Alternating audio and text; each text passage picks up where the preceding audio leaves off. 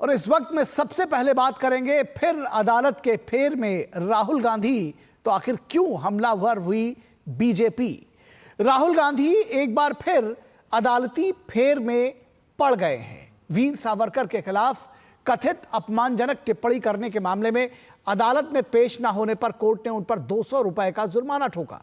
दिसंबर 2024 में लखनऊ की अदालत के अतिरिक्त मुख्य न्यायाधीश न्यायिक मजिस्ट्रेट ने गांधी को बुधवार को अदालत में पेश होने के लिए कहा था।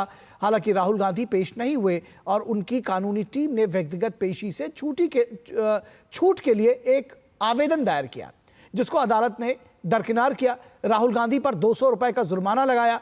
अपर मुख्य न्यायिक मजिस्ट्रेट ने चेतावनी भी जारी की और कहा कि 14 अप्रैल तक कोर्ट में हाजिर होना है और अगर वो हाजिर नहीं होते हैं तो उन पर कानूनी कार्रवाई की जा सकती है।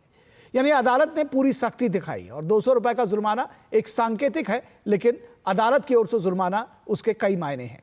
राहुल गांधी पर अदालती कार्रवाई का यह पहला मामला नहीं है। इससे पहले मोदी सरनेम को लेकर की गई टिप्पणी के मामले में राहुल गांधी को 2 साल की सजा सुनाई गई थी, जिसकी वजह से उनकी संसद की सदस्यता भी चली गई थी। हालांकि बाद में इस पर स्टे लग गया था।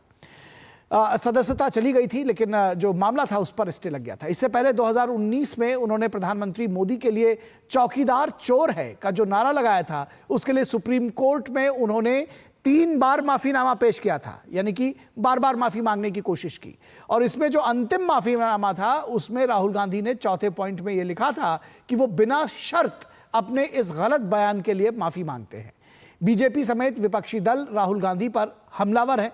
उनका कहना है कि राहुल गांधी जानबूझकर विपक्षी नेताओं और महापुरुषों का अपमान करते हैं। बीजेपी का कहना है कि राहुल गांधी मजहबी तुष्टीकरण और वोट बैंक की सियासत के तहत ऐसे बयान देते हैं। ऐसे में कांग्रेस पार्टी और उनके नेता से यह सवाल जरूर पूछा जाएगा कि मोहब्बत की दुकान चलाने का दावा करने वाले राहुल गांधी आखिर क्यों करते हैं सियासत में शुचिता की अनदेखी। क्या यह सचमुच जानबूझकर होता है? क्या बार बार अपने पक्ष में नैरेटिव सेट करने के चक्कर में उनके कथित बेतुके बोल को अदालतें भी संज्ञान में ले रही हैं? इन सारे विषयों पर बीजेपी सवाल पूछ रही है। तो सबसे पहले हम आपको राहुल गांधी का वो बयान ही दिखाते हैं कि आखिर उन्होंने क्या कुछ कहा था जिसको लेकर के इतना हंगामा बरपा है।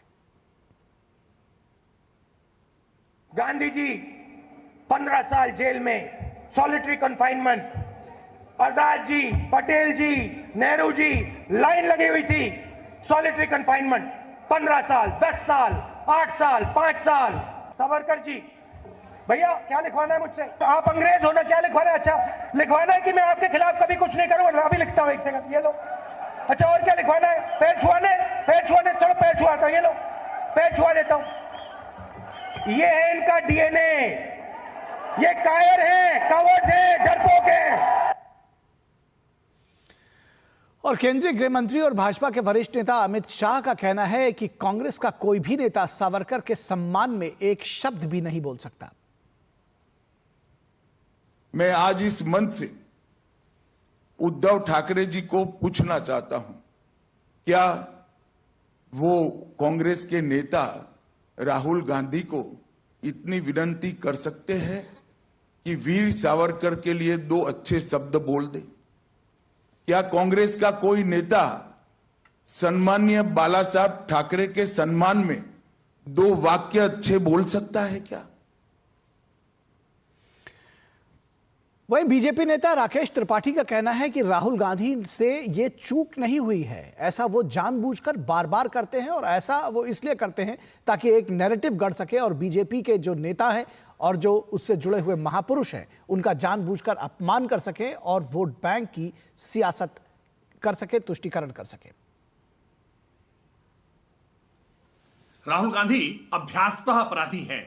जानबूझ करके योजनाबद्ध तरीके से षड्यंत्र पूर्वक महापुरुषों का अपमान करते हैं। मजहबी तुष्टीकरण के लिए किसी भी स्तर पर जाने को तैयार रहते हैं और उनके सलाहकार जानबूझकर उनको ऐसी स्क्रिप्ट देते हैं ताकि उनकी राजनीति को बड़ा ह्रास हो।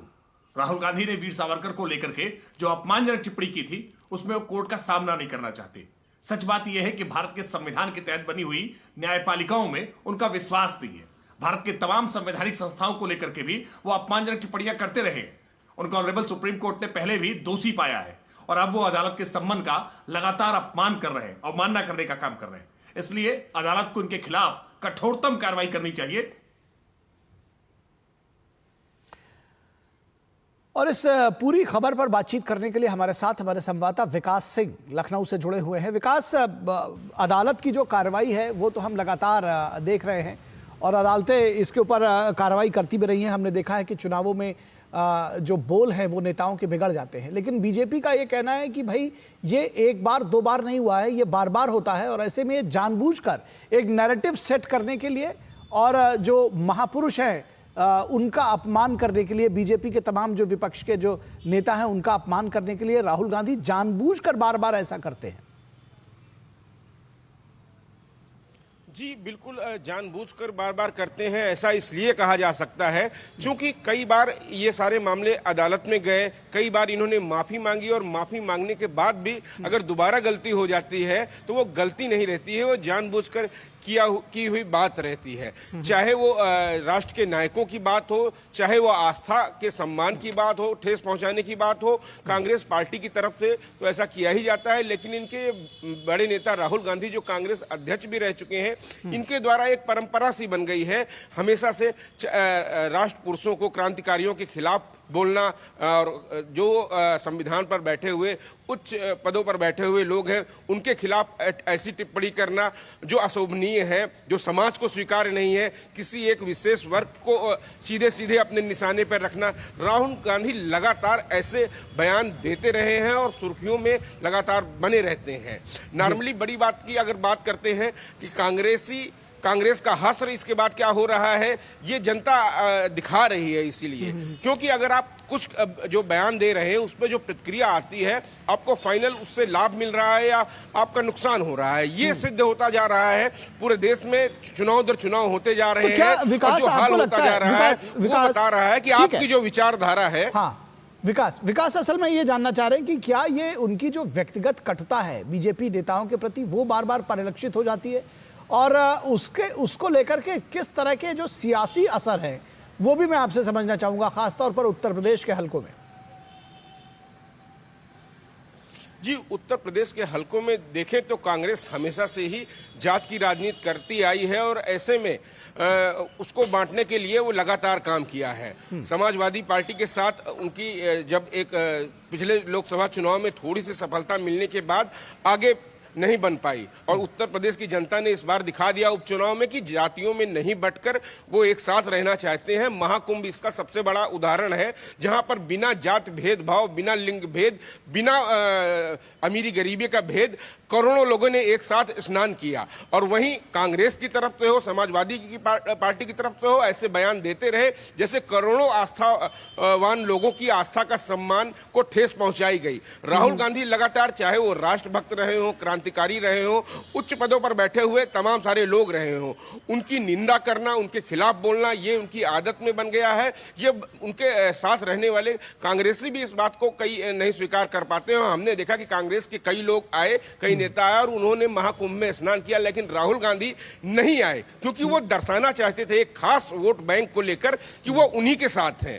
तो ये कांग्रेस की जातियों में बांटने की प्लानिंग रहती है, मजहब में बांटने की प्लानिंग, धर्म के आधार पर लोगों को बांटने की प्लानिंग रहती है और राष्ट्र पुरुषों में भी वो बांटने का काम करते हैं कि ये तुम्हारे, ये हमारे, जबकि राष्ट्र पुरुष तो पूरे राष्ट्र के होते हैं, पूरा राष्ट्र उनका सम्मान करता है। लेकिन राहुल गांधी के लिए सब अलग अलग हैं। ठीक है विकास, निश्चित तौर पर तो उसका सियासी असर भी होंगे जाहिर तौर पर, इसीलिए बीजेपी हमलावर भी है और बीजेपी बार बार इस बात को कहती रही है, सामने लेकर आती रही है कि राहुल गांधी की ये कोई पहली गलती नहीं है। प्रधानमंत्री को अपशब्द कहने के मामले में या ये कहा जाए कि गलत बोल के मामले में उनको सुप्रीम कोर्ट से भी एक बार वो माफ़ी मांग चुके हैं। विकास, मैं इसके जो दरअसल आपसे जो पॉलिटिकल रिपरकशंस हैं वो आपसे समझना चाह रहा था और मैं ये जानना चाह रहा था कि उत्तर प्रदेश के जो सियासी हलके हैं उसमें जो इस तरह की जब लगातार खबरें आती हैं कि जी राहुल गांधी पर जुर्माना हो गया, राहुल गांधी अदालत के फेर में दोबारा फंस गए हैं, इसका क्या असर आम जनता पर हो रहा है? देखिए, आम जनता पे जो असर होता है, आम जनता एक रहना चाहती है, वो लगातार इस बात का संदेश भी देना चाहती है। चाहे जाति, धर्म, मजहब से उठकर राष्ट्र सबसे बड़ी बात होती है, और राष्ट्रवाद के नाम पर भारत देश का हर एक नागरिक एक साथ रहना चाहता है। लेकिन ये तुष्टीकरण की राजनीति है, जो बांटने की राजनीति है, वह इस पार्टी के द्वारा लगातार की गई है। चाहे इसका सिलसिला देश विभाजन से लेकर और आज तक की राजनीति में देखा जा सकता है। जब समाज संगठित होने का प्रयास करता है, तब ऐसी राजनीति समाज में घोली जाती है। ऐसे कुछ प्रयोग करते हैं जिससे बांटने का काम किया जा सके और अपने सियासी मायने साधे जा सकें। लेकिन समय समय पर जब जनता चेतती है तो अपना असर दिखाती है और लोगों को बता देती है कि वो किस राह पे चलना चाहती है। तमाम सारे उत्तर प्रदेश की राजनीति में, उत्तर प्रदेश के सामाजिक कार्यक्रमों में उत्तर प्रदेश की जनता ने सीधा ये संदेश दिया है हाल ही में कि ऐसी राजनीति को वो स्वीकार नहीं करती है। एक साथ रहकर वो राष्ट्र के लिए काम करना चाहती है। ऐसा मैं उदाहरण देना चाहूंगा कि उत्तर प्रदेश में हालिया के हुए चुनाव, उपचुनाव की बात करूंगा, चाहे कुंदरकी जैसे सीट जहां पर 65% मुस्लिम आबादी है, कटहरी है, मिल्कीपुर है, इन सब सीटों पर भारतीय जनता पार्टी ऐतिहासिक जीत इस बार जीतती है। और वहीं एक सबसे बड़ा उदाहरण आ जाता है उत्तर प्रदेश में प्रयागराज में होने वाला महाकुंभ, जहां 66 करोड़ से ज्यादा लोग एक साथ आते हैं और स्नान करते हैं, ना कोई भेदभाव रहता है। तो भेदभाव रहित समाज बनाना, ये सरकार को ऐसा माहौल देना चाहिए। और समाज भी राष्ट्र के लिए काम करता है, ना कि किसी राष्ट्र पुरुष का अपमान करने की बात कर कर अपने आप को संतुष्ट हो जाना और इस पर खुशी महसूस करना कि मैंने किसी का अपमान कर दिया है। ये तो बांटने की राजनीति है, लेकिन कुछ लोग बांटने से ही अपना काम चलाना चाहते हैं। इतिहास भी उसको भी अगर कहा जाए कि तोड़ मरोड़ कर पेश करना चाहते हैं तो ये भी गलत नहीं होगा विकास। जिस तरह से वीर सावरकर की बात कही जाए, वो कहते हैं कि वो 2-3 साल जेल में रहे। जो सेलुलर जेल में जिस तरह से कोल्हू की बैल की जगह पे कैदियों को जोता जाता था, जिस तरह से अमानवीय यातनाएं दी जाती थी, उस पर वो कह रहे हैं कि माफ़ी उन्होंने माफ़ी मांगी या नहीं मांगी, ये तो एक दूसरा विषय हो गया।